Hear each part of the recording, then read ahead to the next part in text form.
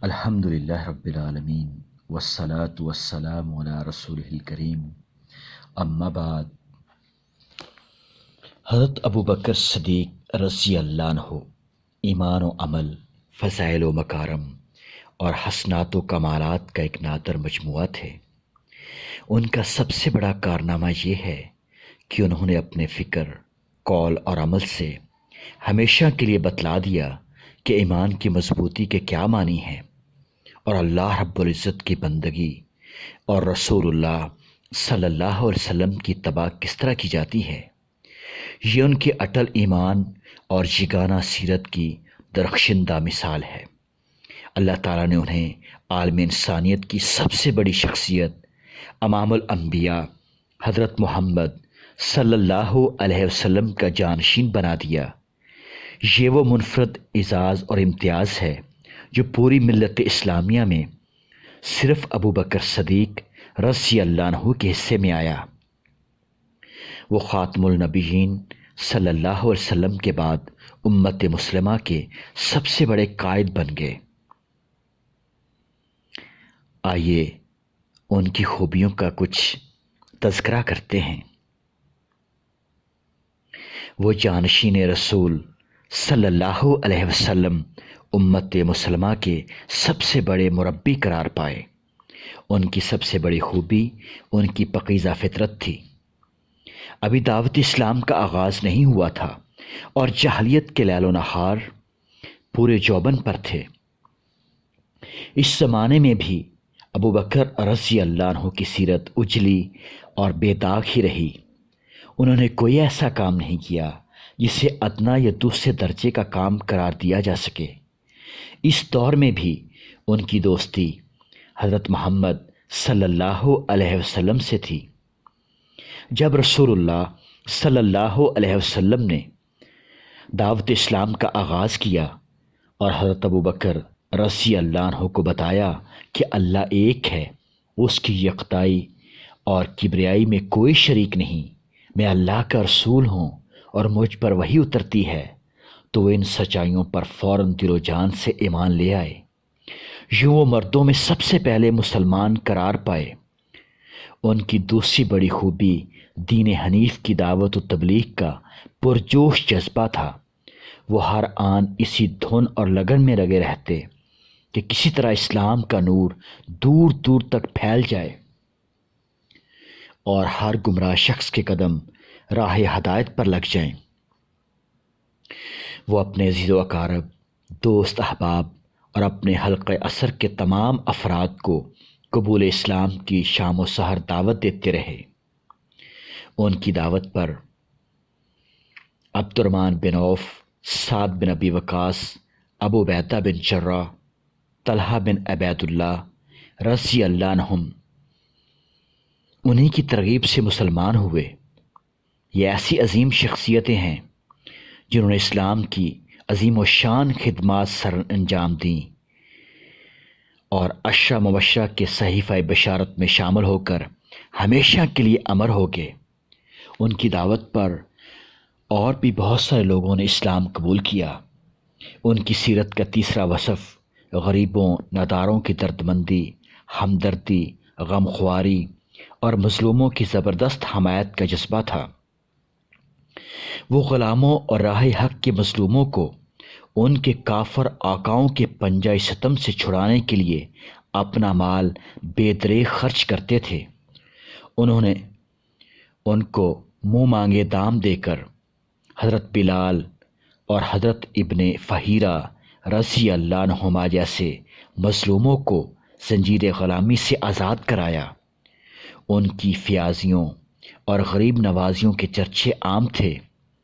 اکثر صحابہ رضی اللہ عنہ فرماتے تھے کہ ابوبکر رضی اللہ عنہ ناتوانوں کا بوجھ اٹھاتے ہیں، بہت مہمان نواز ہیں، محتاجوں کو کما کر دیتے ہیں اور راہ حق میں پیش آنے والی مشکلات میں اہل ایمان کی مدد کرتے ہیں۔ ان کے حسن کردار کی چوتھی اور نہایت عظیم و شان خوبی محمد الرسول اللہ صلی اللہ علیہ وسلم سے والہانہ محبت تھی۔ ہجرت مدینہ کے لیے رسول اللہ صلی اللہ علیہ وسلم کا رفیق سفر بننے کا اعزاز بھی تنہا آپ ہی کو میسر آیا۔ یہ نہایت نازک وقت اور بہت خطرناک سفر تھا۔ کفار مکہ رسول اللہ صلی اللہ علیہ وسلم کی جان کے در پہ تھے۔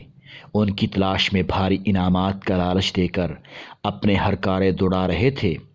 اس موقع پر آپ صلی اللہ علیہ وسلم کے ہم سفر کو بھی جان کے لالے پڑ سکتے تھے، لیکن ابو بکر رضی اللہ عنہ نے اپنی جان کی ذرا برابر پرواہ نہ کی اور رسالت مآب صلی اللہ علیہ وسلم کے ساتھ بے دھڑک مدینہ روانہ ہو گئے۔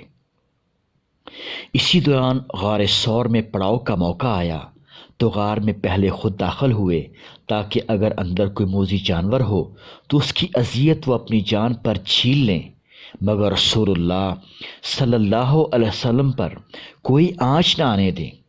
محبت، رفاقت اور فدویت کا یہ عملی مظاہرہ ایسا ایمان فروز واقعہ ہے جس کی مثال تاریخ انسانی میں ناپید ہے۔ ان کی شخصیت کا پانچواں حسن ان کا اٹل ایمان، بالغ نظری، معاملہ فہمی، بصیرت، شجاعت اور استقامت سے عبارت ہے، جس کے جوہر رسالت مآب صلی اللہ علیہ وسلم کی رحلت اور لشکر اسامہ کی روانگی کے موقع پر خوب کھلے۔ صحابہ کرام رضی اللہ عنہم کی زندگی میں غم کا ایسا لمحہ بھی آیا جب ایک زلزلہ آ گیا، ایک ایسا بھونچال آ گیا کہ جب رسالت مآب حضرت محمد صلی اللہ علیہ وسلم رحلت فرما گئے۔ یہ نہایت دل دوز سما تھا۔ صحابہ کرام سکتے کی حالت میں یوں سر جھکائے بیٹھے تھے جیسے وہ کسی سرد و سنسان پر اسرار بیابان میں گم ہیں۔ اس کیفیت میں جب صدیق اکبر رضی اللہ عنہم جو خود بھی غم زدہ تھے مگر انہوں نے صحابہ کرام کی بے قراری اور درد اور درماندگی دیکھی تو ان کی رگوں میں غیرت و حمیت کی بجلیاں کوننے لگیں۔ انہوں نے اپنے آپ پر قابو رکھتے ہوئے بڑے پروقار لہجے میں فرمایا، لوگو، جو لوگ محمد صلی اللہ علیہ وسلم کی پرستش کرتے تھے انہیں معلوم ہونا چاہیے کہ آپ صلی اللہ علیہ وسلم وفات پا گئے ہیں، اور جو لوگ اللہ رب العزت کی پرستش کرتے تھے انہیں خبردار رہنا چاہیے کہ اللہ تعالیٰ حی و قیوم ہے، ہمیشہ کے لیے زندہ ہے، اسے کبھی فنا نہیں۔ اور ساتھ آل عمران کی صورت میں سے ایک آیت پڑھی، وما محمد الا رسول، محمد صلی اللہ علیہ وسلم ایک رسول ہیں، ان سے پہلے بھی رسول گزر چکے ہیں۔ اگر وہ وفات پا گئے یا شہید کر دیے گئے تو کیا تم راہ حق سے الٹے پاؤں پھر جاؤ گے؟ اور جو راہ حق سے الٹے پاؤں پھرے گا وہ اللہ کا کچھ نہیں بگاڑ سکتا، اور اللہ شکر گزاروں کو صلہ عطا فرمائے گا۔ صحابہ کرام رضی اللہ عنہم نے اپنے برگزیدہ سردار کی یہ تقریر سنی تو چونک اٹھے۔ انہیں یوں محسوس ہوا جیسے زلزلے کے بعد زمین کی شکنوں میں ہمواری آ گئی ہے اور ان کی رگوں میں اثر نو جان پڑ گئی۔ ایسے علمانگیز موقع پر عمر رضی اللہ عنہ جیسا جرری انسان بھی فرط جذبات سے نڈھال ہو کر ہوش و آواز کھو بیٹھا تھا۔ اہل ایمان کے گرے ہوئے حوصلے بلند رکھنا صدیق اکبر کا وہ کارنامہ ہے جو ہمیشہ دلوں میں ان کے لیے احترام کے جذبات پیدا کرتا رہے گا۔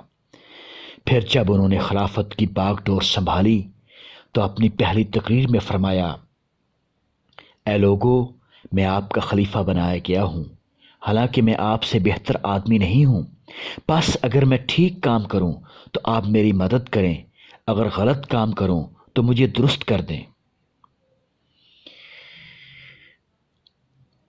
اللہ تعالیٰ نے رسول اللہ صلی اللہ علیہ وسلم کو ساری دنیا کے لیے ہادی بنایا تھا اور انہیں ہر قسم کی غلطیوں کے امکانات سے محفوظ کر دیا تھا۔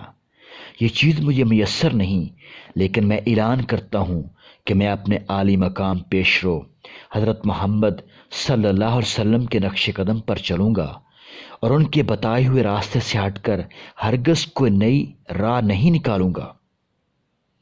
سیدنا ابو بکر صدیق رضی اللہ عنہ کی مدت خلافت 2 سال 3 ماہ 10 دن تھی، مگر اس قلیل مدت میں انہوں نے جو کارہائے نمایاں سر انجام دیے وہ دوسرے خلفاء کے کاموں پر سبقت لے گئے۔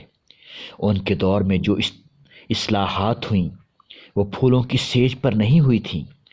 ان کی راہ میں بے شمار مسائل، رکاوٹیں، مشکلات اور پریشانیاں حائل تھیں، مگر جس عزم و استقلال، ثابت قدمی اور قوت ایمانی سے انہوں نے ان مشکلات اور مسائل کا حل تلاش کیا، وہ ایک ایسا اعزاز ہے جو صرف انہی کے حصے میں آیا۔ انہوں نے جب اقتدار سنبھالا تو اللہ کے رسول صلی اللہ علیہ وسلم اس دنیا سے رخصت ہو چکے تھے۔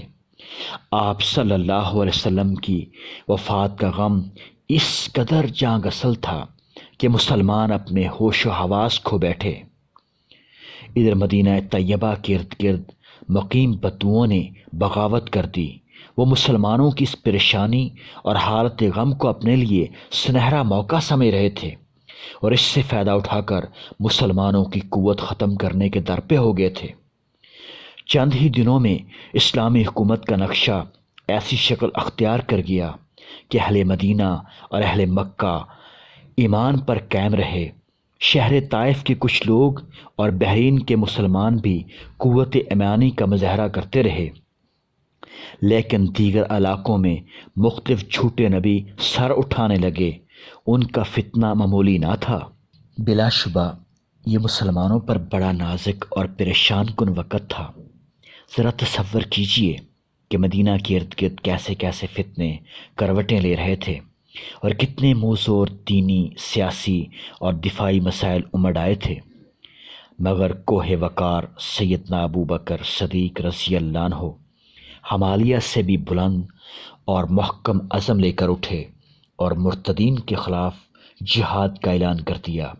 ان کا کہنا تھا، اگر ساری دنیا کے لوگ بھی حق سے انکار کر دیں تب بھی میں تنہا ان کا مقابلہ کروں گا۔ یہ ایک طے شدہ امر اور مسلمہ حقیقت ہے کہ اللہ تعالیٰ حق کو غالب کر کے رہتے ہیں۔